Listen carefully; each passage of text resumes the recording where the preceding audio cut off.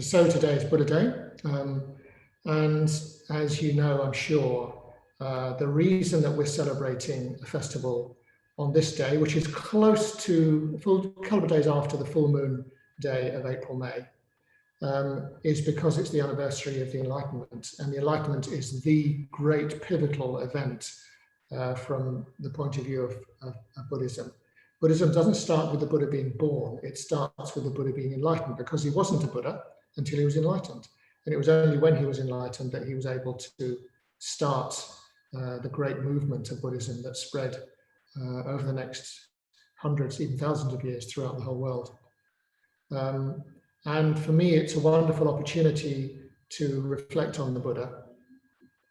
And also, it's a great opportunity to look at the Buddha's life story, to just consider what the meaning of the different events in his life story are.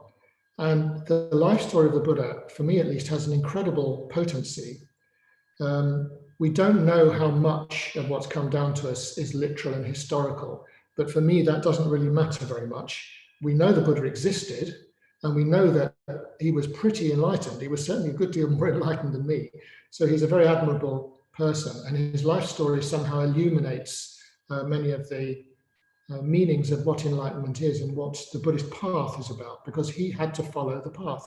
He had to do it to get to enlightenment. It didn't happen by magic. It wasn't given to him. He actually had to do it. And the enlightenment is the most significant moment in that life story. Now, I don't really know how to convey what enlightenment was, because I don't really know myself, but somehow he found that it was possible to be completely in tune with the way things are. And this is really both remarkable and completely ordinary. We are not in tune with the way things are, which is why we're dissatisfied. I hope we're aware of the fact of being to some extent dissatisfied. We feel lack, we feel things are missing, we haven't got elements of our life that we would like to have. And we feel pain, we feel suffering, we feel fear, we feel anxiety, we feel concern, we feel confusion, all these things which I think are highlighted perhaps by the present situation with the disease that's going around the world, a dangerous disease. And because we are not in tune directly with the way things are, it means that we have to appreciate what's going on secondhand. Not completely, but to some extent secondhand rather than firsthand. And we've got no choice about that. We've got to rely on other people's accounts, other people's theories, or we rely on our own narratives, sort of looking back on things and looking forward to things, trying to explain them, trying to make sense of them, our own explanations. And all of these are at one remove from our actual experience. So this is why enlightenment, or some kind of direct awareness, some kind of being really in tune with what's actually going on, is completely crucial in Buddhism. Meditation has many beneficial side effects, but I think today is a day on which we can remind ourselves what Buddhism is really about. It's really about waking up. It's not about just becoming calmer or just becoming friendlier or getting on better with people.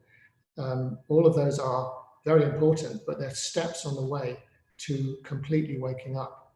And that means defeating the forces within us that are helping us to avoid looking reality straight in the face. And getting to this crucial point of enlightenment wasn't easy for the Buddha. And I'm going to start the slideshow now, and we'll have a look at the Buddha, an image of the Buddha walking through the roads of India.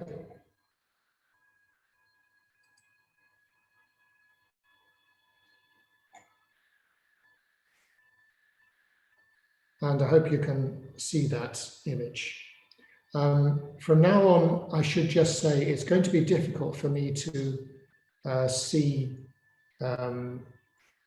any messages and so on, because I've got my slideshow up on the screen.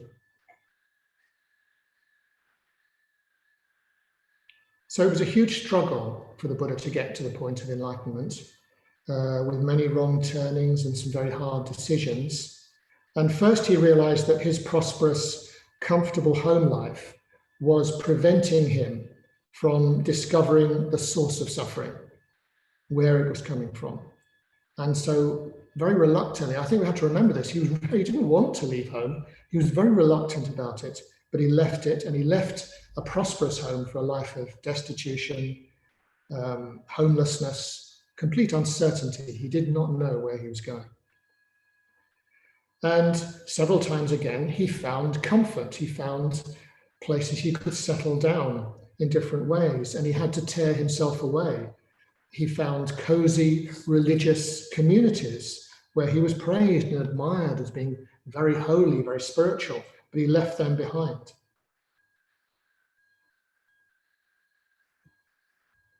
And this is an image of him on his horse, known as the Great Renunciation, leaving home. And he even got comfortable with self-punishment, a sort of masochism in a way, competing with other people to be the most starving of them all, the most tenacious in torturing himself. And I'm not going to go through all these episodes, but at last he arrives at the Bodhi tree, under the Bodhi tree. At last he realizes that he has to use the unified strength of his awareness to break through to enlightenment. Altered mental states won't do it. That's what he was doing under his Hindu meditation teachers. Willpower won't do it. Fasting won't do it. Self-mortification won't do it. It had to be the whole of him himself that was tackling, facing reality. And so we get to the Buddha sitting under the Bodhi tree.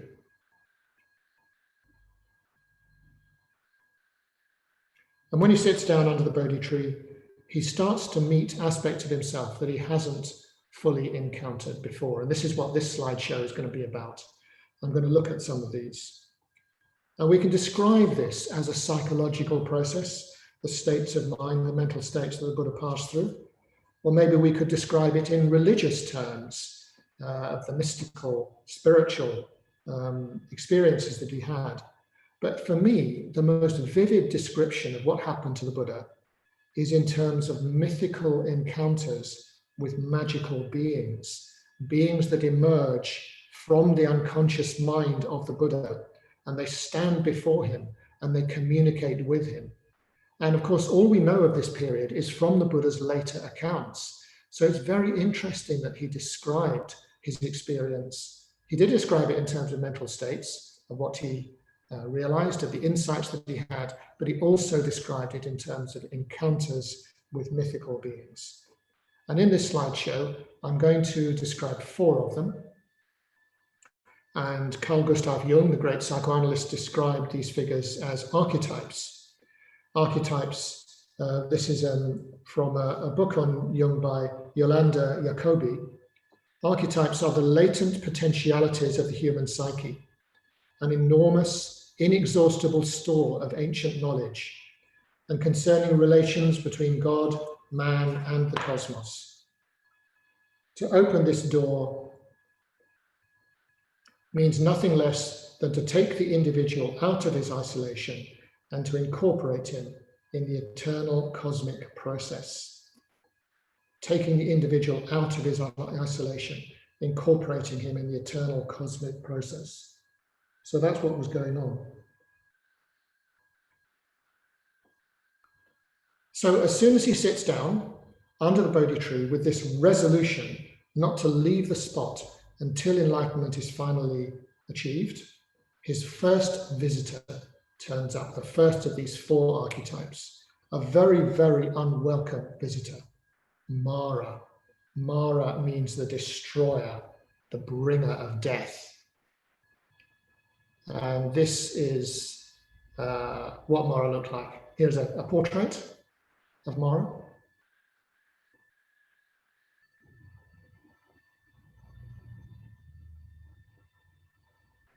Yeah, Mara literally means the destroyer, the bringer of death. He's also known as the evil one. He's also known as the one who entraps you. He's got many, many names, of course. And I'm sure that we've met him. I'm sure that we encounter Mara trying to stop us. Our commitment may not be quite as enormous as the one the Buddha took under the Bodhi tree. But when you start to meditate, Mara comes along. The more serious you are about transforming yourself and about facing reality, the more likely Mara is sooner or later to turn up. So we need to recognize him. And in a way, that's all you need to do is just to say, oh, I recognize you. I recognize those tusks. I recognize that turban. I recognize that frown. It's Mara. And the Buddha gave a beautiful, he wrote a poem about it, which is known as the Sutra of Striving, the Padana Sutta. And this is what he says about his encounter with Mara. As I strove to tame myself by the broad Naranjara river, unabsorbed, unflinching, to gain the true end of servitude, Mara came and said to me, pretending sympathy, his words, "Oh, you are thin, and you're pale. You sit with death so near. Leave this pointless struggle. Live a holy life and tend the sacred sacrificial fire and gain a store of merit through your religious actions. The path of striving is full of thorns. It's hard to bear. It doesn't lead anywhere." So this was Mara's attempt, wheedling attempt to distract the Buddha.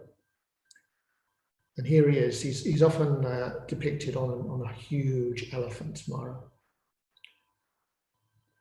But the Buddha answers Mara and he says, "You, evil one, you cousin of the negligent, you've come for your own ends. I have confidence and energy, and I have understanding too." So the Buddha knows that Mara has come for his own ends because Mara is said to be the ruler of the world of distraction or the world of stimulation, where we constantly try to avoid facing reality by filling our lives with all sorts of stuff. And that's when Mara delights, when that happens. And Mara knows that not only is the Buddha likely to escape from his clutches in that realm of distraction, he also may show others the way as well. So Mara is terrified. But the Buddha says, continuing his poem, "Drying winds can parch even the river's running streams, but let the winds dry out my blood. In striving, let my flesh wither, my mind will calm. I shall have more of mindfulness and wisdom clear. I shall have deep absorption. Striving like this, I come to know the limits of experience. My mind looks not for stimulation." So this is Mara wheedling his way in, trying to lure the Buddha off to an easier path, the path of being a status-filled religious figure. But then he sends his daughters, when this doesn't work, to entice the Buddha with their sexy dancing. So if laziness won't get the Buddha, maybe craving will get the Buddha. So these are Mara's daughters from the tanka at the West London Buddhist Centre, 3 of them dancing seductively. This is a Tibetan image.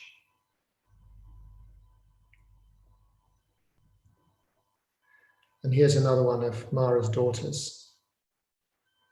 And some demons as well, which we'll come to in a minute. Ashvaghosha, in the 5th century, wrote one of the greatest poems on the life of the Buddha. Very beautiful verse. And he describes Mara and his daughters like this. People dread this Mara as the one who rules events connected with a life of craving, as one who hates the very thought of freedom. He had with him his 3 daughters. His daughters are called discontent, delight, and thirst. He said to them, "Look over there at that sage, clad in the armor of determination with truth and spiritual virtue as his weapons, the arrows of the intellect drawn ready to shoot. He has sat down with the firm intention of conquering my realm. No wonder my mind is plunged in deep despondency. But so far, he has not won the eye of full knowledge. He's still within my sphere of influence. While as time, I therefore will attempt to break his solemn purpose and throw myself against him like the rush of a swollen river breaking against the embankment. And so he gets his daughters to try to seduce the Buddha, but they have no effect. The Buddha simply sits still, doesn't even answer at this point. But Mara's not going to give up. And so next he tries to smash his way through the Buddha's defenses, and he brings out the energies of violence. And these, of course, are energies that are there in the Buddha's own mind, which are now emerging in rebellion to his attempt to see reality as it is. And in this Sutra of Striving, the Padana Sutta I've already mentioned, the Buddha describes Mara and his hordes. It's a very early account of Mara, but quite clearly Mara is seen not just as some mythological demon, but as the psychological obstacles that the Buddha has to face within himself. So here's a very old relief of the armies of Mara with the elephants on the right and another one on the left, attacking the Buddha. And here, not shown at all, just the Buddha's seat is shown. So the Buddha says that Mara has an army, and the squadrons of the army are called sense gratification, boredom, craving, laziness, cowardice, uncertainty, malice, obstinacy, gain, honor, and renown, self-praise, denigrating others, and so on. And he lists all these mental states, which are the forces of Mara. This is what we meet when we're distracted, very often in meditation. So here's another early picture of the forces of Mara, with their swords and weapons, their armor. This one from the Ajanta caves.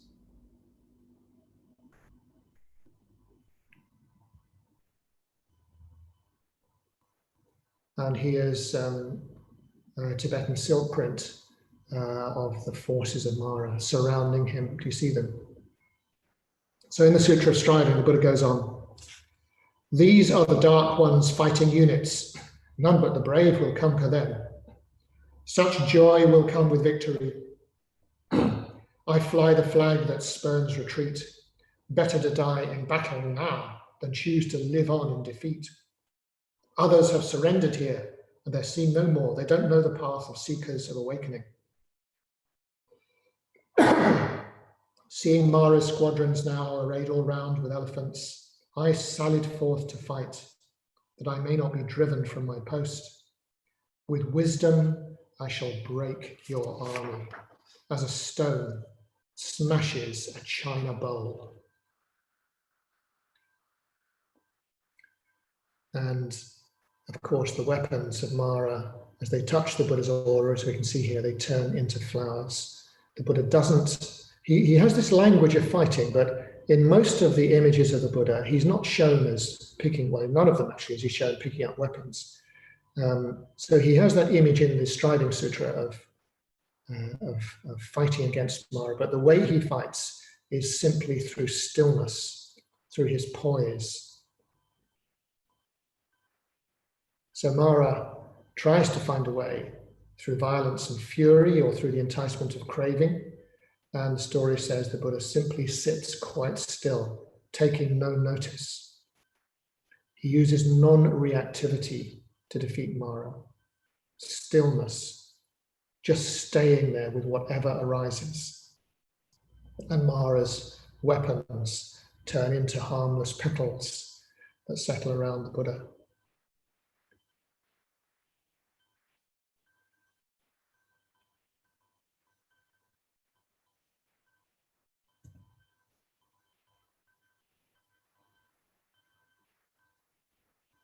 Aren't they frightening, Mara's soldiers?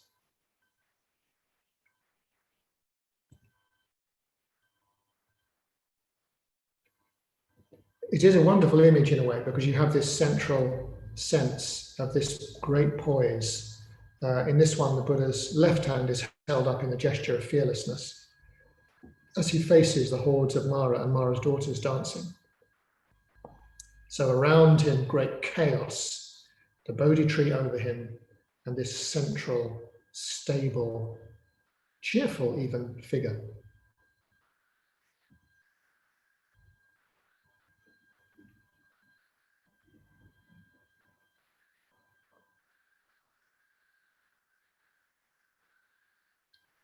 But Mara still has another trick up his sleeve.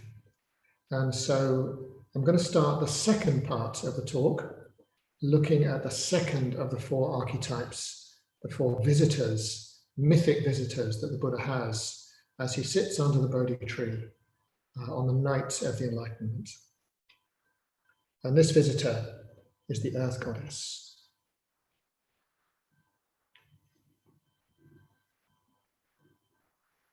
So what Mara tries to do next is to evince doubt in the Buddha's mind.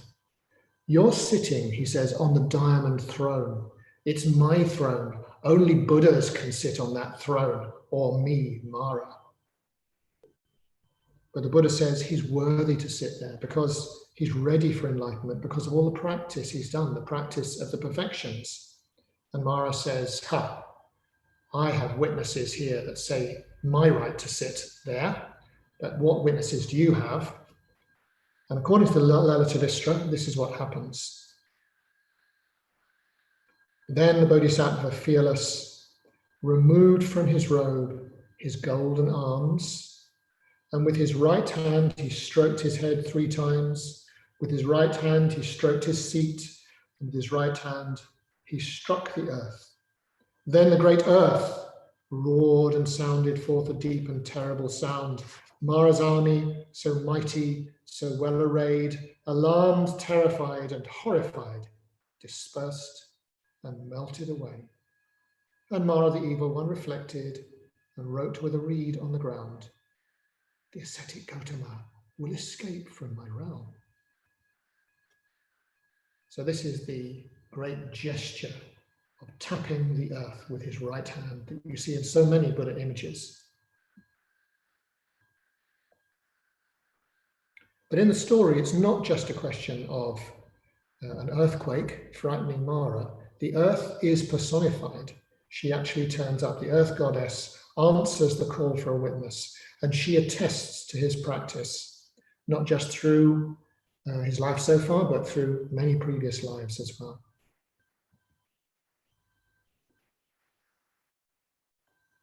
It's a beautiful gesture, the gesture of touching the earth. And here the earth goddess appears. And the Lalitabhistra Sutra continues. The goddess of the earth revealed the upper half of her body, adorned with all its ornaments, and bowing with joined palms, spoke thus to the Buddha to be. Just so, great being, just so it is indeed as you have declared. There's a lovely book by the Buddhist scholar Miranda Shaw on the Buddhist goddesses of India. And she explains that the earth goddess rejoices in anything that enhances the well-being of life upon her surface. If you listen to a lecture by Sangharakshita called Nature, Man and Enlightenment, he describes the earth goddess just like that as she appears in the Sutra of Golden Light. So she's invoked by the Buddha to be when Mara challenges his worthiness to attain enlightenment, and she is able to observe and remember every event that transpires upon her vast body, her body being the planet Earth. She created the environment of peace necessary for the Buddha to meditate deeply. That's Miranda Shaw. And so she offers the Buddha a vase of plenty.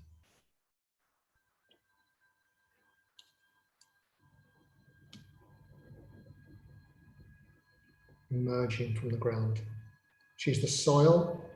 This is Miranda Shaw again. She's the soil, she's the womb of the world, the fertile one, the birthplace, the source of everything, the nursing mother, the nurturer, all nourishing, the mother of plants, the womb of forest trees and herbs, stable, steady one, patient one, upholder, all-preserving, all-bearing, and the bearer of treasure. Vasundhara means the bearer of treasure. That's one of the names she's known by. And she's closely associated with truth-telling, hence the keenness that she has to uphold the Buddha's honesty and to attack the deceit of Mara. So that's worth reflecting on, isn't it? The earth does not lie. When we go out in the springtime and look at the flowers, the earth is speaking truth, the truth of impermanence and the truth of beauty. Now, I said that these figures are archetypal, and in Jung's system, there are 4 great archetypes. And according to Sangharakshita, he suggests that the 4 visitors for the Buddha correspond to these 4 archetypes.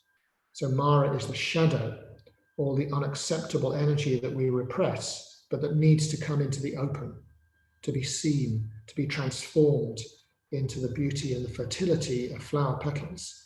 So that is the recognition of the shadow becoming conscious and turning into something of great beauty, great life. And then for a man, the earth goddess represents the unacknowledged female part of his personality that also needs to emerge into consciousness, to be recognized, and to participate in life.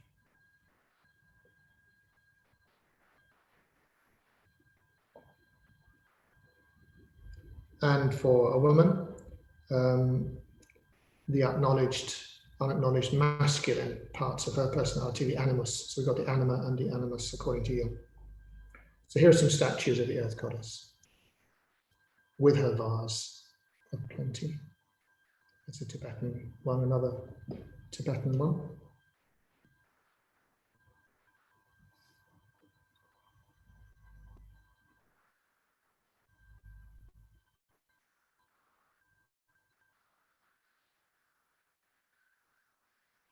And then there's another feature that's perhaps not so well known about the earth goddess, of how it is that she helps the Buddha to defeat Mara.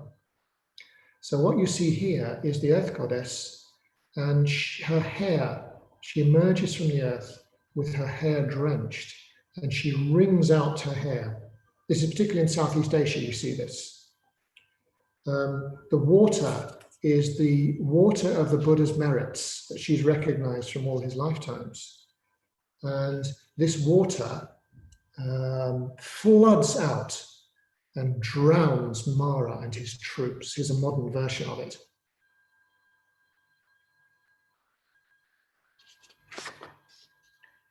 And in fact, in Southeast Asia, fountains are often designed so that the water flows from the luxuriant hair of the earth goddess. So Mara's troops are washed away, and the earth goddess has helped the Buddha to his victory, and the second of the 4 archetypes has been assimilated, has been absorbed, has been integrated. First of all, the violence of his shadow, and then the receptivity, perhaps, of his feminine side, whatever you regard as being associated with the feminine side of every person, not to do with men and women particularly. So then we come to part 3 of the slideshow. And this is the appearance of the 3rd archetype, Muchilinda. I'll just show you a few more images of the earth goddess. If you look to one side, you can see Mara's troops being washed away by the water, being shown symbolically.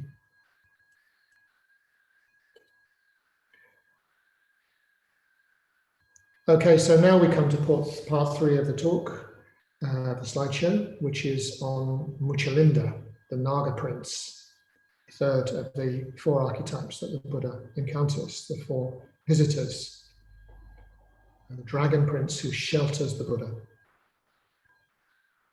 So the rainstorm that washes away Mara's army also wakes up the Dragon Prince.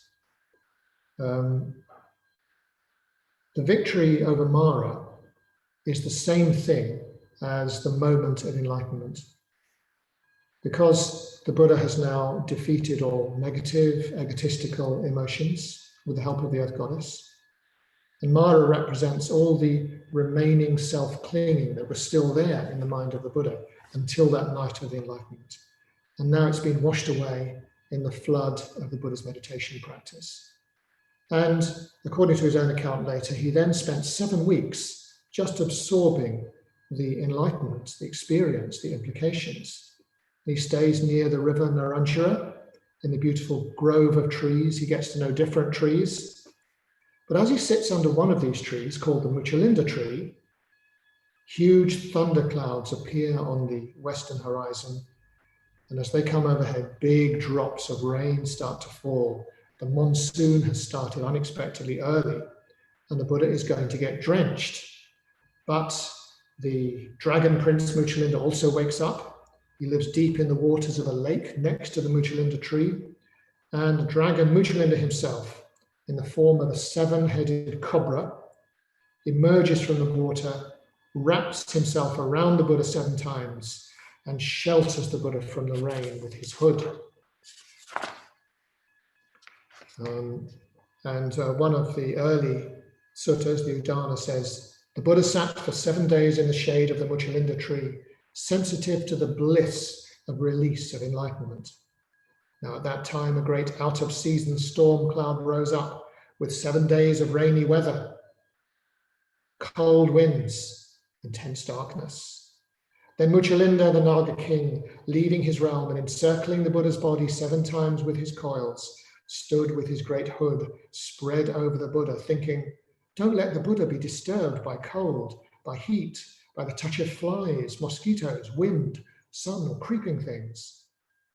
Then at the end of the 7 days, the Buddha emerged from his samadhi, his deep meditation.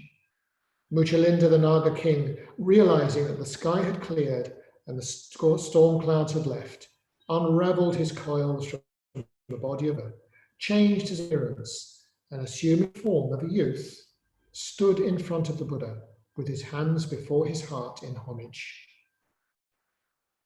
So this is a composite of that, the Muchilinda as the serpent and Muchilinda as the young prince, in the form of a youth. Now this serpent or dragon is actually called a Naga in Indian mythology. And in Buddhist tradition, Nagas are the protectors of wisdom. Here's a Chinese style Naga, you've probably seen them that fly in the sky. But Nagas also live in the ocean. This is the Naga princess who protects the perfection of wisdom. And there's another image of the Naga princess who lives in the sea. And you see the cobra heads over her head.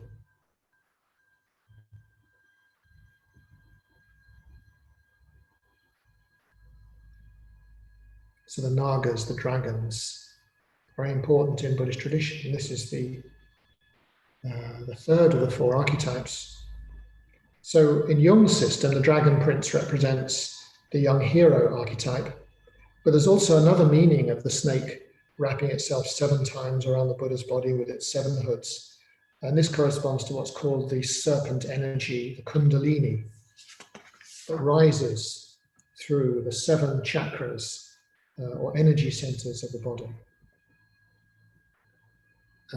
There's a diagram of the chakras, and you see the serpent energy coiled in the lower chakra, and that's said to rise up through the other chakras to reach the 1,000-petal lotus on the crown of the head. And that's the Indian tradition on the chakras. So there must be some symbolism of that kind, although it doesn't say so explicitly in the sutra. And let's see some statues of Muchilinda, a very favorite subject of Buddhist sculptors. Statues of Muchilinda sheltering the Buddha. Very striking, isn't it? Striking image. The Buddha seated on the coils of the serpent or the dragon. The Buddha making friends with the dragon saluting the Buddha. The Buddha is not St. George He's not interested in killing Nagas. The Nagas are his friends.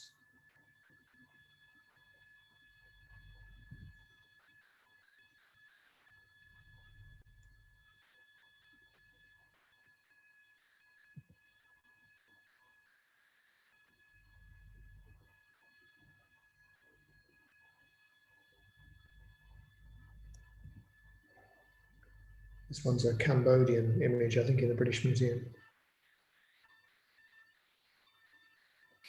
Okay, so that's the third of the four archetypes, Muchilinda.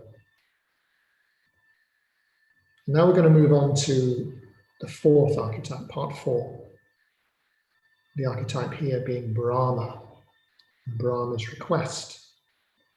And this is an old carving of the two chief gods in Indian mythology in those days, visiting the Buddha, worshipping the Buddha, saluting the Buddha at the time of his enlightenment. And these two gods are called Brahma and Indra. Indra is the thunder god, and Brahma is the sort of chairman of the gods. So maybe Muchilinda represents the deepest mystical experience of the Buddha after his awakening.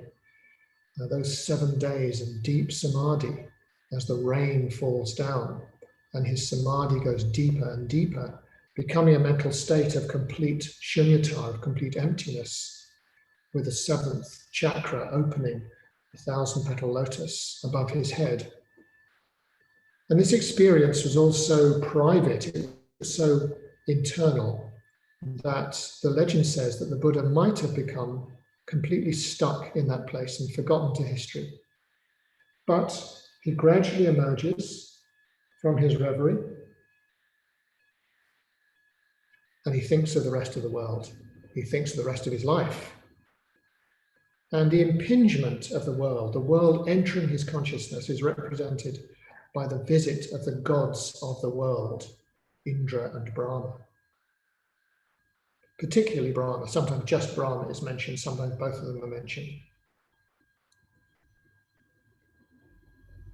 So here's Brahma appearing to the Buddha, and the Buddha seeing a lake of lotuses. In Ashvaghosha's Life of the Buddha, Brahma and Indra together say, "Oh, please, engender pity in your heart for beings in this world. So varied is their endowment, and while some have much passion, others have only very little.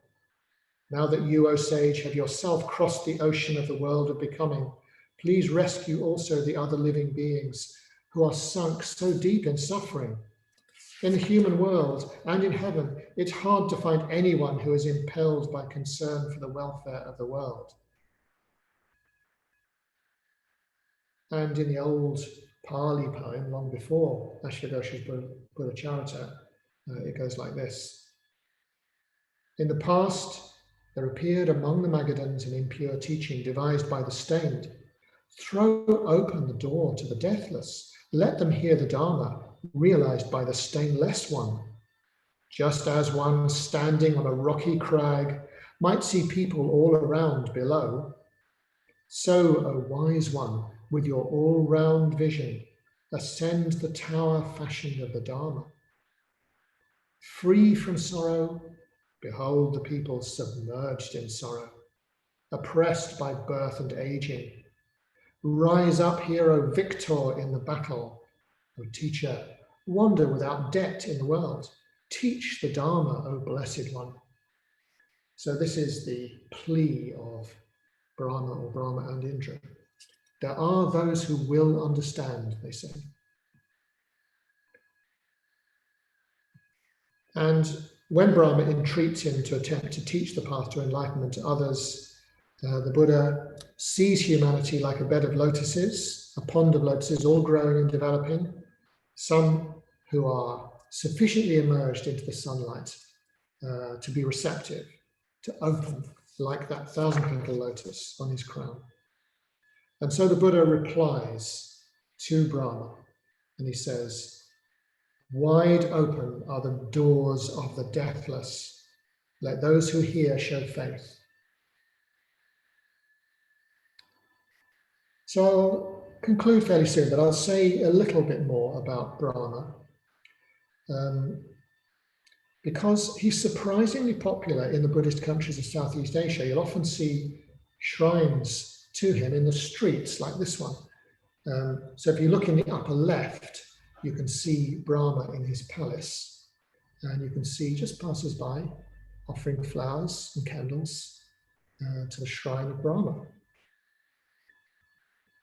There's another couple of those street shrines. He's shown with faces in all four directions, in 4 arms, or sometimes multiple arms, 8 arms, I think. So as the last of Jung's main 4 archetypes, he represents the wise and benevolent old sage. And in the life of the Buddha, he particularly represents the arising of compassion, the desire to share the benefits of enlightenment that the Buddha has discovered, which start the Buddha on the rest of his career. And so the Buddha becomes a teacher. He becomes the founder of a movement of showing the way through the trials, the sufferings of this world, of old age, sickness, and death, seeing through them and facing reality as it is.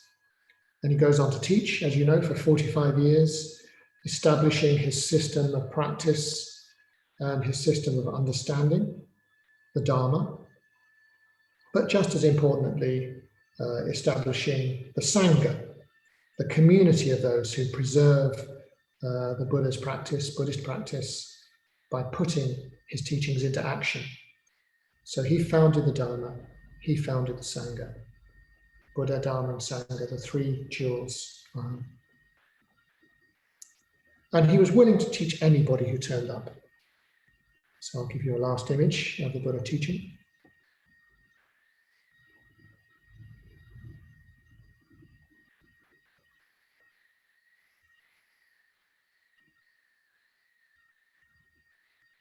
So I'm going to stop the share now.